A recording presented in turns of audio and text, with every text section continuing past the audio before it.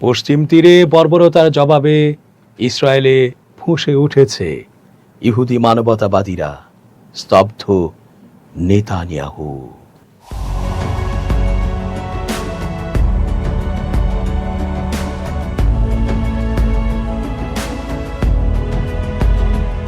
আসসালামু আলাইকুম দর্শক, কেমন আছেন?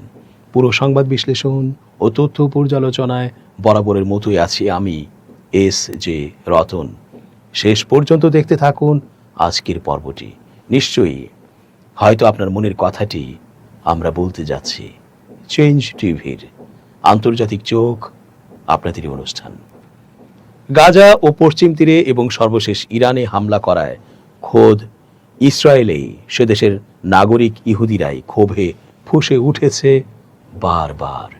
বিশেষ করে গাজায় ধ্বংসযজ্ঞ ও পশ্চিম তীরে অব্যাহতভাবে দখলদারিত্ব বজায় রেখে বসতি স্থাপন এবং সেখানে মসজিদ, আবাসিক বাড়ি, ফসলের ক্ষেত পুড়িয়ে দেয়া এবং গবাদি পশুগুলোকে জব্দ করার প্রতিবাদে যার পর নাই তারা বরাবরই ক্ষোভে ফেটে পড়েছে। কিন্তু নেতানিয়াহুর বাহিনী তাতে কান দিতে নারাজ। এবারও আবার ক্ষোভ জানালো ইসরায়েলের নাগরিকরা। বিশ্লেষকরা জানাচ্ছেন, এভাবেই ক্ষোভ ও প্রতিবাদ জানাতে জানাতে এক পর্যায়ে নেতানিয়াহুর পতন এসে যাবে। প্রত্যেকটা প্রতিবাদেরই একটা সুরাহা আছে, আর তা হচ্ছে সত্যের জয়। পশ্চিম তীরে এখনো যে অসভ্যতা ও বর্বরতা চলছে তা ইতিহাসে নজিরবিহীন। অধিকৃত পশ্চিম তীরে ইসরায়েলি বসতি স্থাপনকারীদের সহিংসতার প্রতিবাদে তেল আবিবে বিক্ষোভ করেছেন শত শত মানুষ।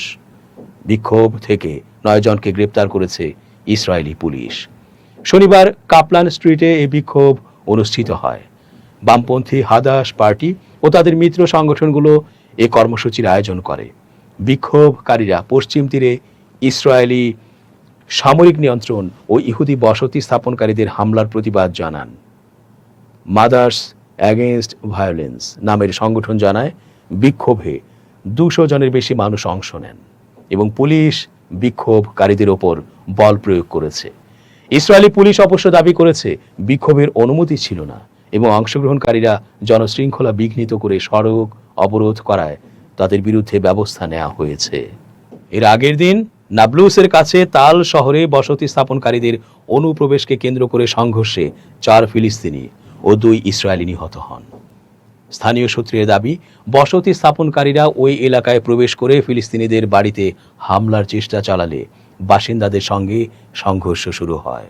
ঘটনার পর ইসরায়েলি সরকার পশ্চিম তীরে বড় ধরনের সামরিক অভিযান চালানোর নির্দেশ দেয়। ইসরায়েলি বাহিনী তাল শহরে অভিযান চালিয়ে প্রায় 50 জন ফিলিস্তিনিকে আটক করে এবং বহু বাড়িতে তল্লাশি চালায়। ফিলিস্তিনি বন্দী সংগঠন এই ঘটনাকে সমষ্টিগত শাস্তি বলে আখ্যা দিয়েছে। রাজনৈতিক বিশ্লেষক ওরি গোল্ডবার্গ বলেন, তাল শহরের ঘটনার ভিডিও প্রকাশের ফলে ইসরায়েলি সমাজে বসতি স্থাপনকারীদের সহিংসতা নিয়ে নতুন করে আলোচনা তৈরি হয়েছে।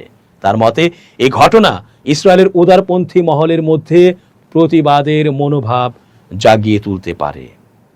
ফিলিস্তিনি কর্তৃপক্ষের তথ্য অনুযায়ী 2023 সালের অক্টোবর থেকে গাজায় যুদ্ধ শুরুর পর অধিকৃত পশ্চিম তীরে ইসরায়েলি অভিযানে 1182 জন ফিলিস্তিনি নিহত, 13,000-এর বেশি আহত ও প্রায় 24,000 মানুষ গ্রেপ্তার হয়েছেন।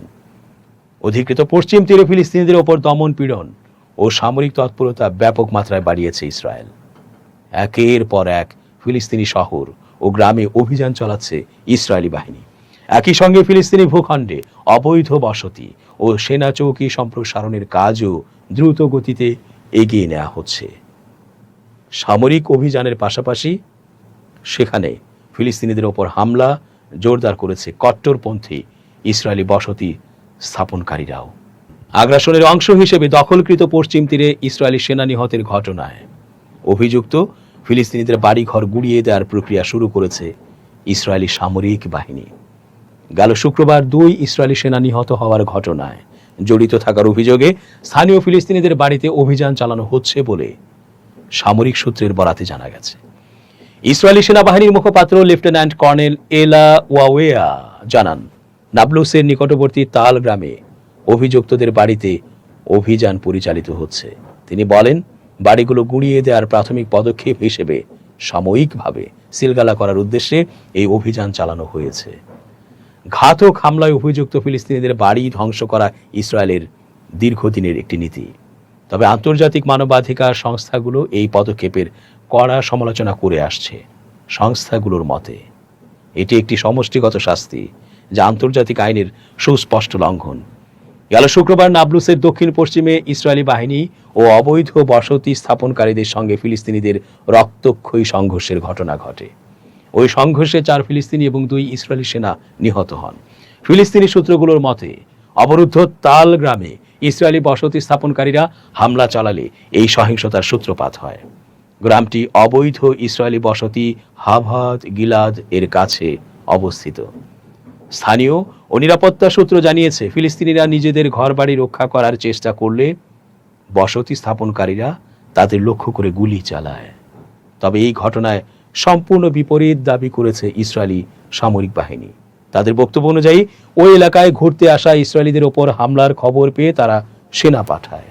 এদিকে অধিকৃত পশ্চিম তীর জুড়ে অভিযানে 80 জন ফিলিস্তিনিকে গ্রেপ্তার করেছে ইসরায়েলি বাহিনী। এছাড়া কুসরা শহরে আর রাহমা মসজিদে আগুন দিয়েছে ইসরায়েলি বসতি স্থাপনকারীরা। স্থানীয় সূত্রের বরাত দিয়ে ফিলিস্তিনি সংবাদ মাধ্যম জানিয়েছে, বসতি স্থাপনকারীরাই মসজিদটিতে আগুন লাগিয়ে দিয়েছে। তবে এ ঘটনায় ইসরায়েলি কর্তৃপক্ষের পক্ষ থেকে তাৎক্ষণিক কোনো মন্তব্য পাওয়া যায়নি। কতটা ক্ষয়ক্ষতি হয়েছে তাও জানা যায়নি। তবে একই সময়ে পশ্চিম তীর জুড়ে অভিযান চালিয়ে অন্তত 80 ফিলিস্তিনিকে গ্রেপ্তার করেছে ইসরায়েলি বাহিনী। ফিলিস্তিনি বার্তা সংস্থা ওয়াফা জানায়, নাবলুস, রামাল্লাহ, জেনিন, হেবরন, বেথলেহেম ও তুল কারেম সহ বিভিন্ন এলাকা থেকে তাদের আটক করা হয়েছে। এছাড়া জেনিন শহর ও আশপাশের একাধিক গ্রামে বড় পরিসরের সামরিক অভিযান শুরু করেছে ইসরায়েলি বাহিনী। ইসরায়েলি সম্প্রচার মাধ্যম কান জানিয়েছে, পশ্চিম তীরের প্রধান সড়ক ও বিভিন্ন গ্রামের প্রবেশ পথে অতিরিক্ত চেকপোস্ট বসিয়ে কঠোর চলাচল নিয়ন্ত্রণ আরোপ করা হয়েছে। সাম্প্রতিক সংঘর্ষে 4 ফিলিস্তিনি ও 2 ইসরায়েলি সেনা নিহত হওয়ার পর পশ্চিম তীরে নিরাপত্তা অভিযান আরও জোরদার করেছে ইসরায়েল। ধরপাকড় ও হয়রানির মাত্রাও বেড়েছে। পশ্চিম তীরে এমন সহিংসতা নতুন কিছু নয়, তবে এই মুহূর্তে পরিস্থিতি উত্তপ্ত হওয়ার সময়টি অত্যন্ত তাৎপর্যপূর্ণ। ইসরায়েলের পরবর্তী সাধারণ নির্বাচনের আর মাত্র 3 মাস বাকি। এমন সময়েই পশ্চিম তীরে দৃশ্যপট বদলে যাওয়ার ঘটনা ঘটল। সাম্প্রতিক বিভিন্ন জনমত জরিপ বলছে, আসন্ন নির্বাচনে ক্ষমতা হারানোর তীব্র ঝুঁকিতে রয়েছেন দেশটির বর্তমান প্রধানমন্ত্রী বেনিয়ামিন নেতানিয়াহু। ফলে রাজনৈতিক অস্তিত্ব টিকিয়ে রাখাই এখন তার প্রধান চ্যালেঞ্জ। রাজনৈতিক বিশ্লেষকদের মতে, ক্ষমতা ধরে রাখতে নেতানিয়াহু তার কট্টর ডানপন্থী সমর্থক গোষ্ঠীর ওপর পুরোপুরি নির্ভরশীল। আর এই ডানপন্থী ভোটারদের সন্তুষ্ট করার প্রধান উপায় হলো ফিলিস্তিনিদের জমি দখল করা এবং দ্রুত নতুন অবৈধ বসতি গড়ে তোলা। তাই ভোটের মাঠে নিজের অবস্থান শক্ত করতেই নেতানিয়াহু প্রশাসন পশ্চিম তীরে এই নীতি গ্রহণ করেছে। মূলত আসন্ন নির্বাচনে জয় নিশ্চিত করার রাজনৈতিক উচ্চাকাঙ্ক্ষাই পশ্চিম তীরে ইসরায়েলি আগ্রাসন বাড়ার অন্যতম কারণ। দখলকৃত পশ্চিম তীরে ইসরায়েলি সেনা নিহতের ঘটনায় অভিযুক্ত ফিলিস্তিনিদের বাড়িঘর গুড়িয়ে দেওয়ার প্রক্রিয়া শুরু করেছে ইসরায়েলি সামরিক বাহিনী। গেল শুক্রবার 2 ইসরায়েলি সেনা নিহত হওয়ার ঘটনায় জড়িত থাকার অভিযোগে স্থানীয় ফিলিস্তিনিদের বাড়িতে অভিযান চালানো হচ্ছে বলে সামরিক সূত্রের বরাতে জানা গেছে।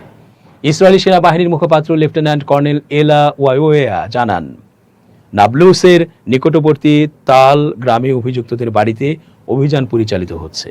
তিনি বলেন, বাড়িগুলো গুঁড়িয়ে দেওয়ার প্রাথমিক পদক্ষেপ হিসেবে সাময়িকভাবে সিলগালা করার উদ্দেশ্যে এই অভিযান চালানো হয়েছে।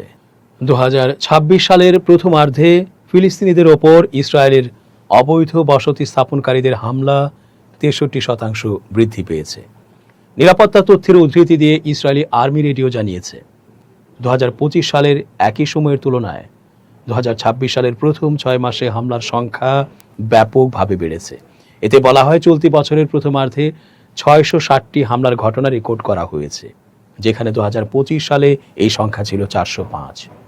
2023 সালের অক্টোবর থেকে অধিকৃত পশ্চিম তীরে 250 শিশু সহ কমপক্ষে 1185 জন ফিলিস্তিনি নিহত হয়েছেন।